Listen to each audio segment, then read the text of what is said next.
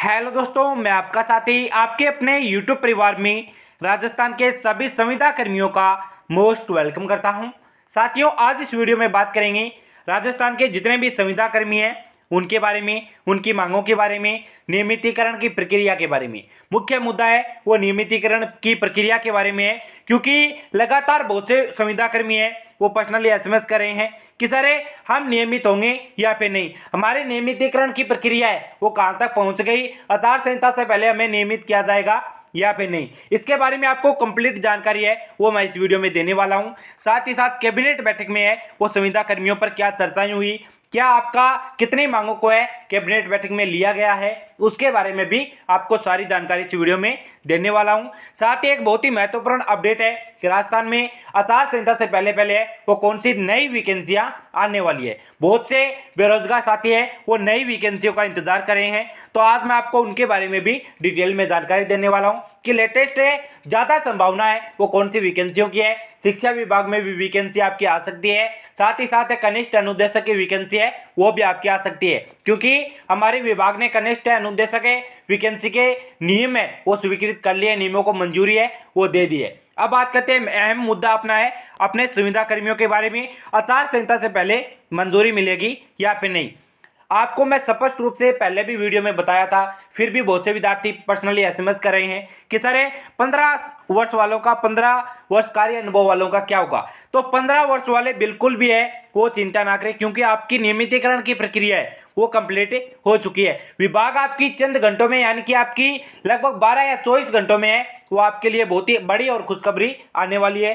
क्यों आने वाली है? क्योंकि विभाग ने कैबिनेट बैठक में भी है वो स्पष्ट निर्देश दिए हैं कि जितने भी संविदा कर्मी हैं उन्हें आचार संहिता से पहले पहले वो नियुक्त किया जाए। आचार संहिता से पहले पहले जितने भी संविदा कर्मियों की मांगे हैं उन्हें स्पष्ट रूप से क्लियर किया जाए, क्योंकि लगातार अब 15 वर्ष से जो संविदा कर्मी नियमित होने की इंतजार रख रहे हैं, नियमित होने की आस देख रहे हैं, उन संविदा कर्मियों का है वो फाइनली इंतजार खत्म होने वाला है। क्यों? क्योंकि संविदा कर्मियों का सारा इसमें जो आपकी कंप्लीट प्रोसेस है वो हो चुकी है। अब आपका नियमित से संबंधित है, नियमितीकरण प्रक्रिया से संबंधित है वो एक नोटिस जारी होगा, उसके बाद में आपका जो कोलेटर है वो आएगा कि आपको नियमित कर दिया गया है। आपकी 100% है पूरी संभावना है कि आपको नियमित किया जाएगा। 15 साल वालों का काम है वो कंप्लीट हो चुका है, अब 15 साल वाले हैं वो बिल्कुल भी चिंता ना करें। अब बात आती है अपनी 9 साल वालों की। कितने? 9 साल वाले भी नियमित होने की कगार पर है। अभी उनका काम है वो 80 से 90% है वो हुआ है, यानी कि आपके पद भी सर्जित हुए हैं। बहुत से विद्यार्थी बोल रहे हैं कि सर हमारे पद भी सर्जित नहीं होंगे और हम नियमित कैसे होंगे, अभी तक तो हमारा काम भी कंप्लीट है वो नहीं हुआ। तो आपका काम है वो कंप्लीट हो चुका है। 9 वर्ष कार्य है काल वाले, 9 वर्ष जिनका कार्य अनुभव पूरा हो चुका है उनके बारे में बात कर रहा हूं। उनकी लगभग प्रोसेस है वो पूरी हो चुकी है। आपकी फाइल है राज्यपाल जी के द्वारा है वो अटकी हुई है, राज्यपाल ऑफिस में है, राज्यपाल की टेबल पर है वो आपकी फाइल पहुंची है और लगभग है 3-4 दिनों में वहां से क्लियर हो जानी थी, लेकिन अभी तक है अब वहां से क्लियर है वो नहीं हो पा रही। उसका अभी तक है वो किसी को कुछ भी पता नहीं है क्यों क्लियर नहीं हुई, क्यों वहां पर है आपकी फाइल को है वो मंजूरी नहीं मिल रही। लेकिन ऐसा सरकार के द्वारा, सरकार के अधिकारियों के द्वारा है वो इन्फॉर्मेशन मिली है कि आपके 9 वर्ष वाले जितने भी संविदा कर्मी हैं उन्हें भी नियमित किया जाएगा। उनका जो पद है, पद सर्जित का काम है वो कंप्लीट हुआ है, उन्हें भी नियमित किया जाएगा। आपकी 1-2 दिनों में है, आचार संहिता से पहले पहले है, 3-4 दिनों में आपकी सारी प्रोसेस है वो कंप्लीट हो जाएगी। आपको भी एक अच्छी अपडेट है वो मिलने वाली है। तो 9 साल वाले भी बिल्कुल भी चिंता ना करें, आपको भी आचार संहिता से पहले पहले एक बड़ी खुशखबरी मिलने वाली है।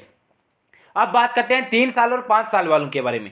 तो 5 साल वालों के बारे में मैंने पहले भी बोला था, 3 और 5 साल वाले जितने भी संविदा कर्मी हैं उनकी जो फाइल है, उनका जो एजेंडा है वो अभी तक मंत्रिमंडल में ही चल रहा है, यानी कि मंत्रिमंडल से पूर्णतः उन्हें वो स्वीकृति नहीं मिली। जैसे ही मंत्रिमंडल में स्वीकृति मिलेगी उसके बाद में राज्यपाल मंजूरी देंगे, उसके बाद में ये वो आपको नियमित किया जाएगा। हालांकि विभाग में अभी तक आपके नियमितीकरण प्रक्रिया से संबंधित है कोई विशेष सूचना, कोई विशेष इंफॉर्मेशन है वो नहीं मिल रही। आपकी जो कार्यवाही है कोई विशेष नहीं चल रही। हो सकता है आपको नियमित किया जाए, लेकिन अभी तक है वो क्लियर नहीं हो पा रहा है, ना ही कोई इंफॉर्मेशन आई है कि आपको नियमित किया जाएगा या फिर नहीं, और ना ही कोई चर्चाएं हो रही है कि आपको नियमित किया जाएगा। तो 3 साल और 5 साल वालों की थोड़ी कम यहाँ पर है आशंकाएं जताई जा रही है कि आपको नियमित किया जाए या फिर नहीं। अब बात आती है अपनी मुख्य कि राजस्थान की नई वैकेंसियों के बारे में। लगातार बहुत से विद्यार्थी बोल रहे हैं कि सर राजस्थान में नई वैकेंसियां कौन कौन सी आ सकती है। तो आपकी शिक्षा विभाग में वो कंप्यूटर अनुदेशक की वैकेंसी आने के 100% चांस बन रही है। अब बात आती है अपनी और नई वैकेंसी एसआई की वैकेंसी। एसआई की वैकेंसी है वो लगभग आपकी 900 से 1000 800 900 1000 पदों तक है। या हमारी आरएससी की वैकेंसी, आईएएस की वैकेंसी है या फिर एसआई की वैकेंसी है वो हो सकती है। आगे बात करते हैं एक और वैकेंसी आपकी जिसकी फाइल है वो वित्त विभाग की मंजूरी के लिए भेजी गई है। कौन सी? पशु परिचर की वैकेंसी। ओनली 10th पास वैकेंसी है। 10th पास विद्यार्थी उसमें फॉर्म अप्लाई करवा सकते हैं। 4th ग्रेड वैकेंसी रहने वाली है।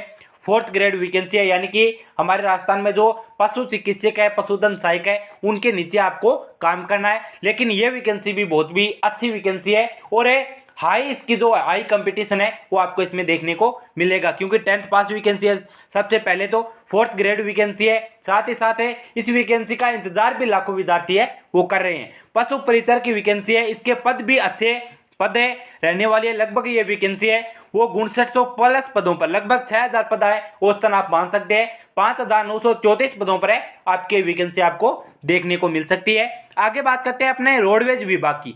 लगातार 10-15 सालों से, लगभग 10-11 सालों से है वो ये वैकेंसी नहीं हुई। रोडवेज विभाग में 2013 के बाद 2013 के बाद एक भी वैकेंसी अभी तक है वो नहीं निकाली गई। तो लगातार विभाग पर, रोडवेज विभाग पर भी है वो सरकार का भी दबाव बनाया जा रहा है और अधिकारियों का भी दबाव बन रहा है कि लगातार इसकी पोस्टें वो रिक्त चल रही है, चाहे ड्राइवर की हो, चाहे कनेक्टर की हो या फिर और मैकेनिक की और भी पोस्टें हैं वो रिक्त चल रही है। और इसी के आधार पर है वो लगातार वित्त विभाग पर भी इसका दबाव बनाया जा रहा है। वित्त विभाग को भी नोटिस जा रहे हैं कि रोडवेज विभाग में भी है वैकेंसी निकालो, और पूरा चांस है कि रोडवेज विभाग में वैकेंसी निकल सकती है आपकी इस बार। लगभग है वो 3000 पदों पर अनुमानित, कितने 3000 पदों पर है वो आपकी वैकेंसी भी निकाली जा सकती है। बाकी राजस्थान में आने वाली 7 अक्टूबर से पहले है वो बहुत ही महत्वपूर्ण मुद्दे आपके लिए जा सकते हैं। बहुत ही महत्वपूर्ण अपडेट है वो विद्यार्थियों के लिए विशेषकर आने वाली है,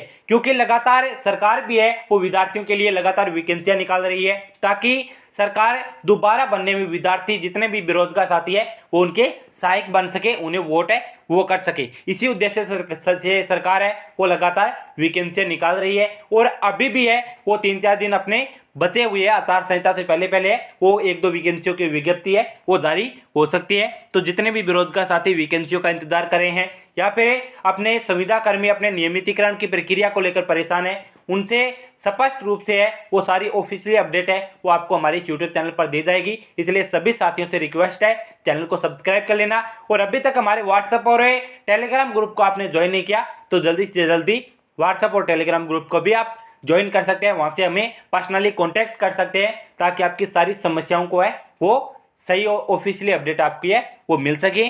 और बात करते हैं अपने महात्मा गांधी सेवा प्रेरक वालों की। बहुत से विद्यार्थी बोल रहे हैं कि सर 2 अक्टूबर 2 अक्टूबर हमारे महात्मा गांधी जयंती थी, महात्मा गांधी जी की जयंती थी, उस पर हमारे पक्ष में क्या निर्णय हुआ, हमारी वैकेंसी के बारे में क्या निर्णय हुआ। तो उसके बारे में आपको मैं एक स्पष्ट और एक अलग से वीडियो है वो मैं आपको इस चैनल पर प्रोवाइड करवा दूंगा ताकि आपको सारी जानकारी है वो मिल सके।